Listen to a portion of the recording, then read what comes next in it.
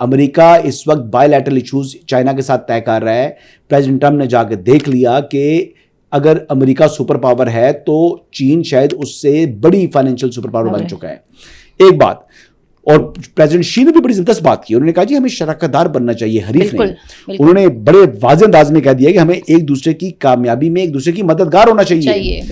اور یہ جو باتیں کر دی ہیں پریزیڈنٹ شی نے, یہ تو ایک ایسی گفتگو ہے جس سے کوئی بھی ملک جو ہے وہ انکار نہیں کر سکتا. اب امریکہ کو اگر فائنینشیل مائٹ بننا ہے, اگر دوبارہ اپنے آپ کو فائنینشلی سٹیبل رکھنا ہے, تو اسے چین کی مدد چاہیے. اب چین نے یہ حاصل کر چکا ہے. آج چین دنیا میں ایک اکنامک سپر پاور کے طور کے اوپر ایک حقیقت بن چکا ہے, جس کے مقابلے میں امریکہ stand nowhere. Military might اس کے پاس ضرور ہے, لیکن اکنامک مائٹ نہیں ہے. اور پتہ نہیں ٹریلینز آف ڈالرز کا جو ہے وہ قرض بھی جو ہے وہ امریکہ کے اوپر موجود ہے. تو فائنینشلی کوئی مقابلہ نہیں ہے چائنا کا دور تک.